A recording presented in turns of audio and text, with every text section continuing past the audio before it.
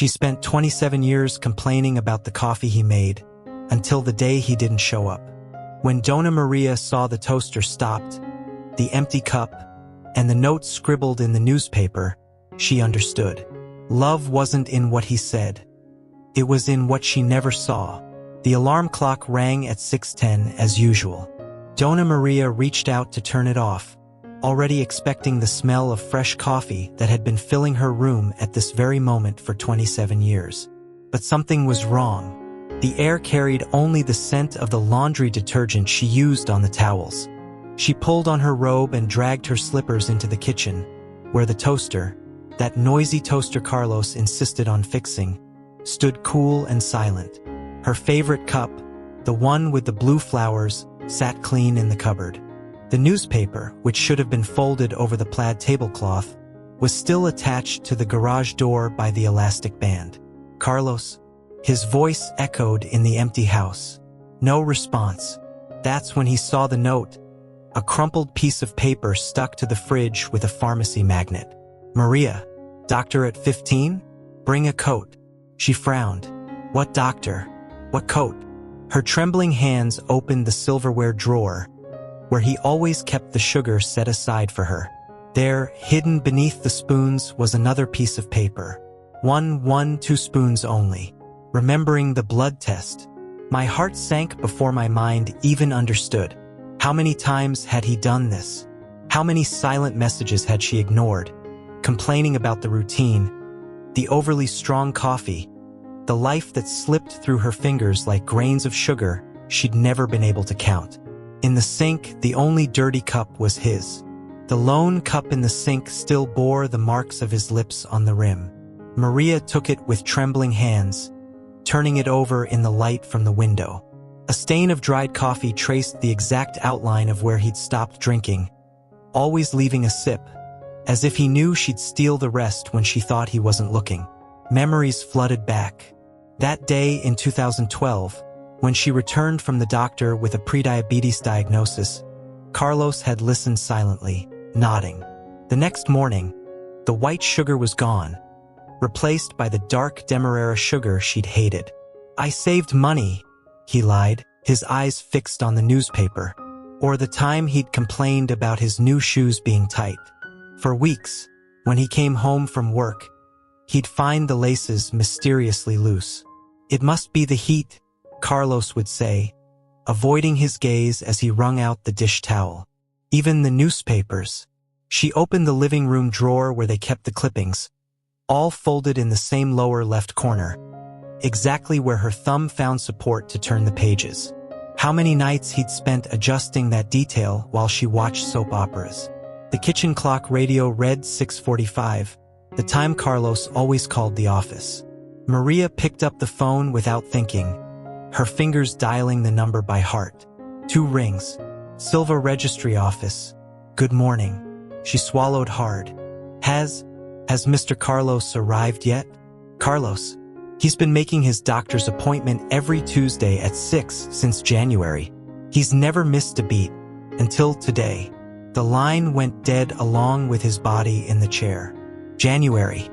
5 months of well-intentioned lies. 5 months of coffee, hastily made before appointments she'd never noticed. On the wall, the clock, the one he wound religiously every night, read 6:47. And stopped. The silence of the stopped clock echoed like a scream. Maria ran to the garage, her slippers slapping against the wet tiles Carlos always cleaned before dawn. The door was ajar, letting in a curtain of fine rain that soaked the stack of newspapers neatly arranged on the floor. He picked them up every morning before she slipped. The smell arrived first, a sour mix of gasoline, charred bread, and the faint scent of the sweetgrass soap he'd used since he was 40, when she joked that his sweat was getting old. Carlos was slumped on his side, his body forming an awkward angle between the car and the brick wall he'd built himself last summer. His brown suit jacket, which she hated, but which he wore every Tuesday for meetings, was soaked, a mixture of rainwater and sweat. The fingers of her right hand still curled around the car keys, while her left reached in vain for her cell phone. The device lay inches away, its cracked screen displaying a blurry photo. Maria at her niece's wedding, wearing the cobalt blue dress Carlos had chosen, saying, "It matches your eyes when you laugh." She didn't remember seeing him take that photo. Carlos. Oh my God, Carlos. Her knees hit the cold cement hard enough to bruise, but the pain wouldn't come until hours later. Her hands searched for a pulse in his neck, finding clammy, cold skin. Her wristwatch, a silver wedding anniversary gift she had bought in a hurry at a department store, read 5 minutes past 6. 1 o'clock. 1 hour since he had fallen. An hour since he'd tried to call her. Maria looked up from the car seat. Her worn leather diary was open to that Tuesday's page. Carlos's meticulous handwriting, shaky from the rush. 6 o'clock. Consult Dr. Almeida. Biopsy result? 7:30. Take Maria to the ophthalmologist. Don't forget. 15 o'clock. Sign papers for the ground floor apartment. Don't count until done. Her rain-stained fingers turned the previous page. Weekly notes repeated themselves. Buy lactose-free milk. She thinks it's normal swelling. Replace the hallway light bulb. She can't see well in the dark. Pharmacy. Buy X ointment. Don't ask about his varicose veins. When he found the envelope in his inside jacket pocket, the damp paper almost crumbled in his fingers. The medical report displayed red seals. Diagnosis: prostate carcinoma. Gleason 7. High risk. Suspected bone metastasis in L3 and right hip. Palliative treatment recommended. The second envelope contained the documents for the ground floor apartment, signed by him alone, dated the same day as the diagnosis. The third, small and yellowed, contained only a card. Dr. Renato Almeida. Pain medicine and palliative care. Because the last days should be lived, not endured. Unbeknownst to her, the sirens wailed as she discovered the small cooler bag in the trunk, filled with syringes and vials bearing her name. Maria Silva. Lower back pain. Apply at 9 a.m. and 9 p.m. Ma'am, we need to take him now. The paramedic gently pulled her away. Does he have a heart history? Maria glanced at the kitchen, where the toaster still glowed orange, at the spilled coffee on the counter, forming a heart-shaped puddle, to Carlos's slippers, lined up meticulously under the table as always. History. His nervousness sounded more like a sob. My husband had a history of seeing everything, even what I chose to ignore. The hospital hallway smelled of disinfectant and stale coffee. Maria sat in the blue plastic chair, the same one Carlos had occupied for all his secret consultations, according to the nurse. Her fingers traced the grooves in the chair arm, imagining his fingerprints there. The doctor entered silently. Doctor. Almeida wore an impeccable lab coat and tired eyes. Mrs. Silva? She began, holding a thick folder. Your husband asked me to... How long? She cut in, her voice hoarse as the rusty toaster. A clock somewhere ticked 3 seconds of silence. With treatment, maybe 8 months. Without treatment. Doctor? Almeida opened the folder, revealing x-rays that Maria didn't understand but recognized. His back, the same one that hurt every time he carried heavy groceries to spare her. He'd refused chemotherapy last week, saying he'd rather use his remaining time in other ways. The doctor lifted a small notebook from his briefcase. He asked me to give this to you when, well, the same diary Charles had kept in his bedside drawer for decades. The first page was dated 2 days ago. Dear Maria, if you're reading this, I failed to leave quietly. Forgive me for the drama. 31 years ago, at our first breakfast as a married couple, I promised to take care of you without fuss. I've kept my promise to this day. But now I ask you to take care of yourself for me. Your medication is in the medicine cabinet.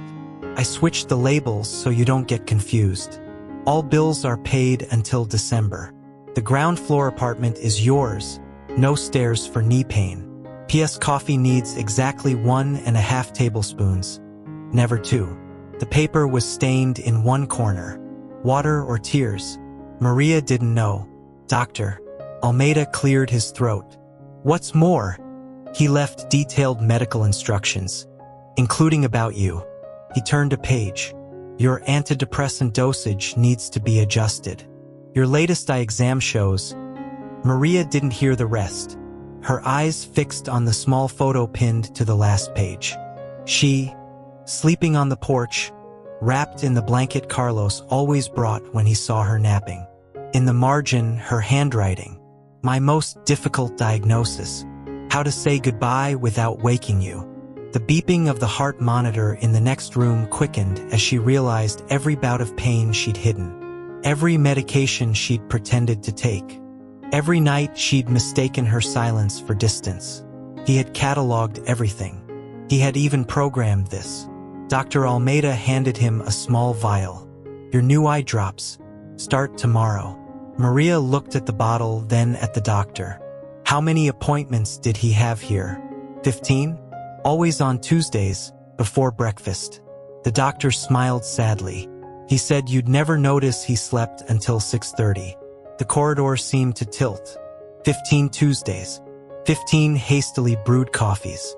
15 times he'd complained about the overtoasted bread. In his coat pocket, his cell phone vibrated.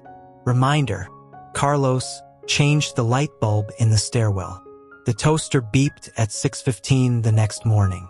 Maria jumped out of bed before the alarm clock even went off. Her feet met the floor with the slippers Carlos always turned in the right direction for her to put on without bending down. The kitchen smelled of lemon and emptiness. She stared at the ingredients lined up on the marble. The whole wheat bread he'd been buying secretly since his high cholesterol diagnosis.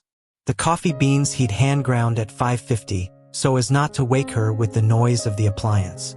The Demerara sugar in the glass jar marked with a label she'd never read. Maria, 1.5 spoons. Blue cup. His fingers trembled as he measured the powder. 3 tries until he got the amount just right. The spoon overflowed slightly as he did so. The water poured over the filter too quickly, resulting in a pale, bitter liquid.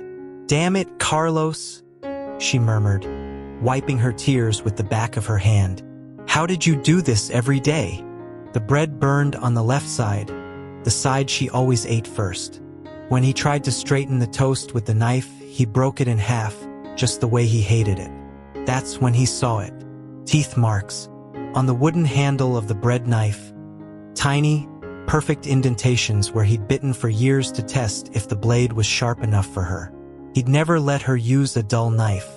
The coffee spilled over when she knocked over the mug. On the floor, among the broken blue porcelain, a piece of paper taped under the table caught her eye. Maria, in case of emergency. 1. Key under the geranium pot. 2. Health insurance paid until December. 3. Never forget. You were my breakfast. The wall clock, which she had forgotten to wind, stopped at 6:20. In the living room, the landline rang. It was the real estate agent confirming Carlos's move-in to the ground floor apartment, scheduled for 8 o'clock that morning. You left very specific instructions, the agent said. I wanted you to see the place while having your breakfast. Maria looked at the mess in the kitchen, the charred bread, the cold coffee. I couldn't make it right today. The silence. Oh, Mr. Carlos warned me this could happen. His voice warned me. He left a thermos at the corner bakery, his usual order. Coffee with a teaspoon and a half of sugar and golden toast. When the delivery arrived, the paper bag had a yellow post-it note in his handwriting. Just for today, I'll let you use 2 spoons. And for the first time in 27 years, Maria sat alone at the breakfast table and let her emotions take over.